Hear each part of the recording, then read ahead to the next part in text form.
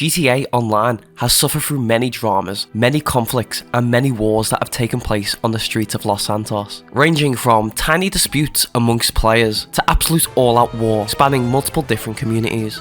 As with anything that has existed for nearly a decade, as with any group of players or communities that have been built, disagreements are sure to be had. And as with GTA Online, a game where chaos reigns king, it is no different. The story we're taking a look at today is arguably one of the biggest and most damaging conflicts to have ever taken place within the community. With what started out as a simple fight for a YouTube video, snowballed into a conflict that split the entire community in half. Friendships were broken, betrayals occurred, and the consequences of this chaotic war can be felt even to this very day. So what am I talking about exactly? What could have caused all of this conflict? Who was even involved? Well, today, we're going to talk about a certain PvP YouTuber going by the name of NitrixWarlord, and how one small simple choice, how a simple fight taking place, can drastically alter the overall GTA Online community forever. And by the end of this video, you'll have a better understanding of one of the biggest wars to have ever taken place within the game.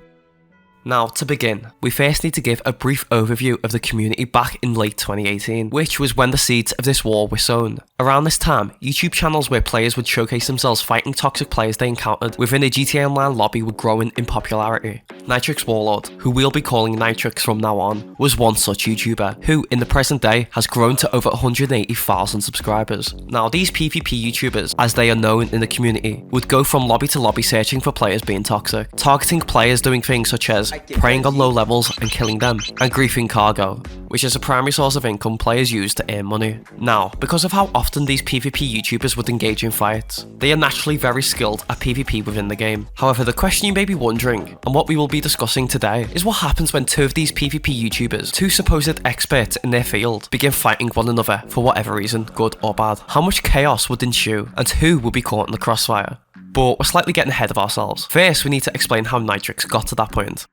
It all started with Nitrix, as with any other day, found a griefer killing another player, killing him over and over in a laser jet, which is considered to be an overpowered vehicle when used against ground targets. This player, FFLG, also had a much higher kill to death ratio than an average player would have, a common and well-known sign this player was likely toxic. Paired with the jet griefing and the high KD, Nitrix saw fit to fight this player and punish him for playing poorly. However, what Nitrix didn't know at this point was that this decision to fight FFLG would alter the course of the GTA Online community forever. Before Nitrix could get the jump on FFLG, he used off the radar, a tactic toxic players would often use to gain an unfair advantage on cleaner players. Nitrix chose to bait him out of hiding with his Stromberg, which is an armoured vehicle. However, another player by the name of RPGs was using the same off-radar tactic and attacked Nitrix with his jet. Luckily, however, thanks to his Stromberg, he survived. But who was this player? Why was he attacking Nitrix? Well, Nitrix quickly deduced that this player RPGs must have been a friend of FFLG. They were aware of who Nitrix was already, and once they saw he was gonna fight FFLG invited his friends to gain an unfair advantage against Nitrix. He was caught in a trap. Nitrix then goes to his facility, which contains the orbital cannon, the ultimate cheap weapon that can be used to kill any player on the map with the push of a button. This forced the toxic players, FFLG and RPGs, into passive mode, since they fear getting killed by the orbital cannon in the game. After literal 30 minutes in this stalemate, Nitrix received a message from RPGs asking why he was hiding. Nitrix then points out the fact that it was actually him who was hiding initially, given he was off radar and in a jet. Many more of these players, friends to FFLG, joined the lobby, turning what was originally going to be a 1v1 into a 6v1. Nitrix, caught in a trap he had no way of fighting his way out of, opted to find a new lobby. However, despite this, they managed to join him again, even though he had entered a new game session. You see, a player going by the in-game name of whatever. His more popular and well-known name was Molecular Mage, who we'll be calling Mage for short. Now, you may be already aware of Mage, but if you're not, I'll let the fact that he seemed to be the apparent ringleader of this group of toxic players speak for itself. Mage, of course, sent Nitrix a few messages, calling him bad at the game. However, Nitrix fairly pointed out the fact he was in a 6v1, an entirely unfair situation. However, Nitrix had a plan. If this, Mage, was going to use his friends against Nitrix, Nitrix decided he was going to do the same.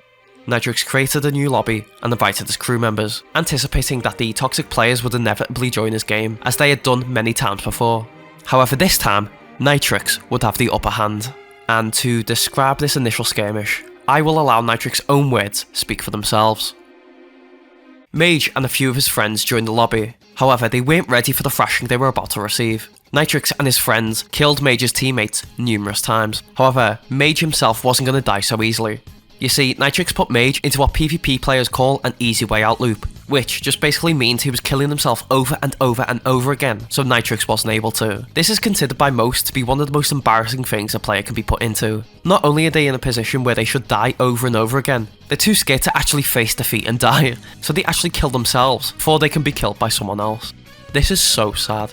However, by the time the fighting was almost done, Nitrix and his crew had either beaten or drawn with the toxic players, with Nitrix and Mage, the two leaders of this fight, both having one kill each on each other. However, just as the toxic players fled after being forced into an easy way out loop themselves, and the fight was nearing its end, Mage used the orbital cannon to get a cheap low blow kill on Nitrix, which is considered by the majority of PvP players to be a completely pathetic move.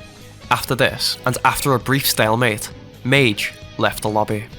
Nitrix uploaded the Battling the Most Pathetic Tryhards in GTA Online video to his channel not long after, documenting and showcasing the entire fight, which has been linked in the description below. However, what both parties didn't expect is how much the video would blow up on YouTube. Nitrix's channel skyrocketed and grew to a vastly larger size than when he fought Mage and his team. And this angered Mage to an insane degree. Mage uploaded video after video after video after video, moulding and seething over Nitrix and his success. These videos weren't very good. Hey guys, it's Molecular Mage XV here today. I have a special guest, the Professional. I'm going to do an interview with them today. Hello everyone, how's it going today? It's the Professional here. So understand that the beef between NitrixWarlord and myself has come to your attention, the Professional. And you were telling me earlier that you had seen the fight between NitrixWarlord and Loki X. Do you think NitrixWarlord is a really good sniper? Alright, so I'll take that as a no. However, Mage had the backing of someone far more powerful within the community than himself. He had a hidden ace up his sleeve that he could use against Nitrix. You see, Mage was friends with the vastly more popular JK Gamers, who, at the time of this recording, is close to hitting the 100,000 subscribers milestone. The issue, however, was that JK Gamers, who we will call JK for short, was also Nitrix's friend at the time. A decision by JK had to be made. He had to back one or the other. That decision, however, was ultimately made in the form of a comment on one of Mage's many epic NitrixWarlord exposed videos, bragging that JK's crew could beat Nitrix's. Nitrix then confronted JK about this in his Discord server, and an argument between these two friends broke out. JK doubled down on his statement, saying that it was the truth. After a short back and forth, a fight to decide who was ultimately better was arranged. The rules chosen by the two teams, that it would be a 3v3 in a free aim lobby, and that no players were allowed to use off the radar, passive mode, and the orbital cannon. Take note of all these rules, as they will be important for later. Initially, Nitrix wanted no vehicles, to test gun skill, which is considered more skillful. However, JK insisted on having vehicles in the fight, which will be also very important to take note of later. So the time was set, the rules were established, and the fight began. The battle began with Nitrix in a jet and JK on an Oppressor Mark II, with each of their teams falling behind their respective leaders. Take note of this Oppressor Mark II. This is something JK will love to use throughout this entire fight.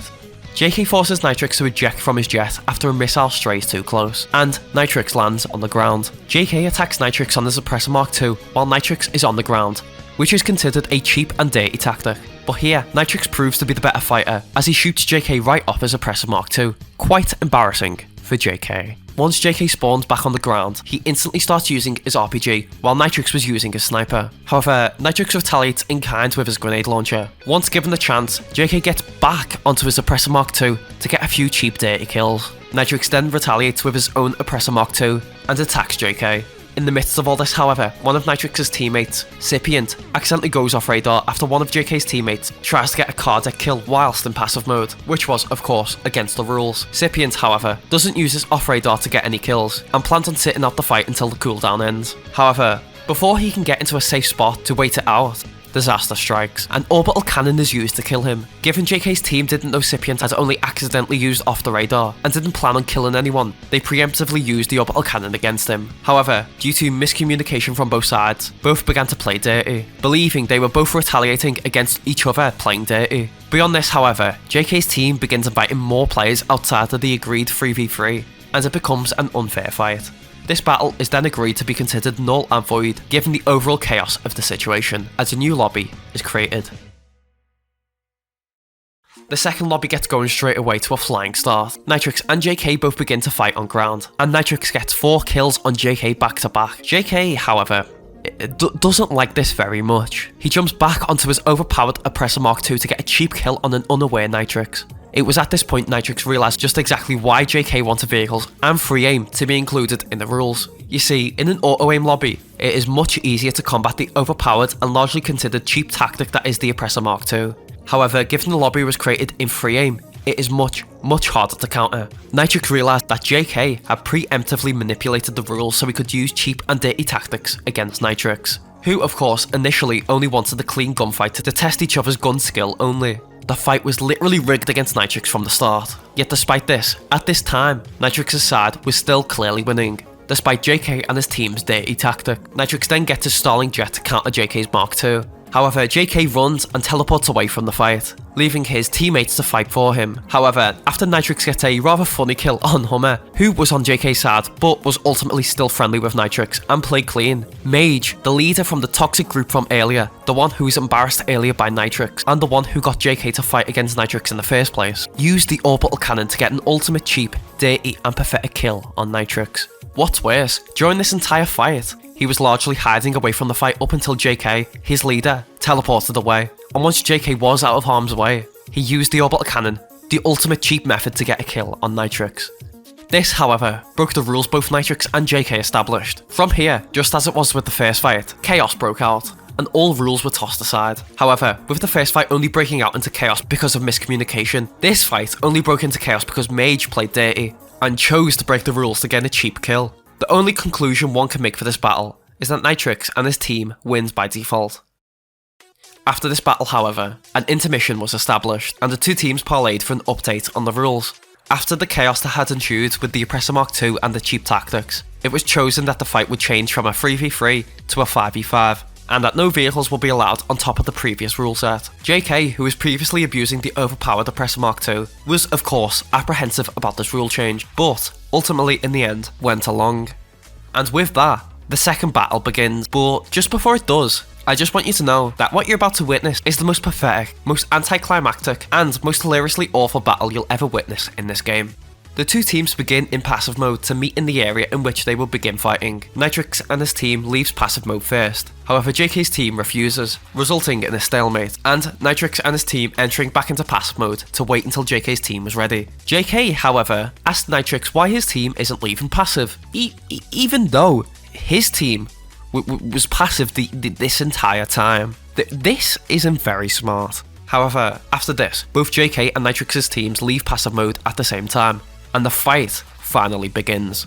The two teams exchange kills, and JK, without his overpowered Oppressor Mark II, gets destroyed by Nitrix and his team. However, after this, most likely seething with rage and contempt, JK breaks the no vehicles rule and spawns his favourite vehicle, the Oppressor Mark II, in an attempt to get cheap kills. JK flies about killing Nitrix's team members on his flying noob bike. During this time, however, Mage has spent this entire time in passive mode, evidently too scared to fight, trying to get cheap kills by driving his car into Nitrix's team, which was also established to be against the rules. After this, JK and his team enter passive mode once again, where JK essentially cries in Nitrix's DMs about Nitrix bringing better players than JK for his team. This is so sad. What's worse, as this is happening, a member of JK's team using a wall breach glitch tries to attempt to get a kill on Nitrix, which is considered to be one of the most pathetic things you can do in a supposed clean and fair fight. The fight resumes after this, and Nitrix and JK face each other on the ground for a final time. No vehicles and no cheap tactics were here to save him now,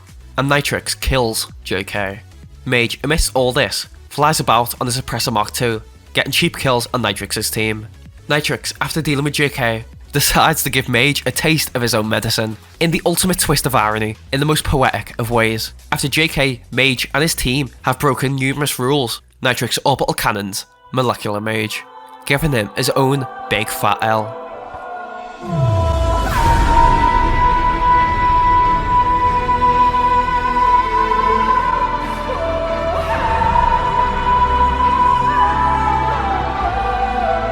Nitrix, after this, goes into his hangar, where he plans on getting a jet. However, it seems as if JK and his team had just about had enough. After a thrashing from Nitrix and his team, even after JK broke the rules and resorted to dirty tactics in an attempt to get cheap kills, It seemed as if he had been bested. JK Gamers left the lobby, surrendering to NitrixWarlord, and with that, the battle was over. The two teams would largely go their separate ways after this, other than a few arguments here and there, of course, but not before an even bigger war would begin. But of course, that's a story for another time.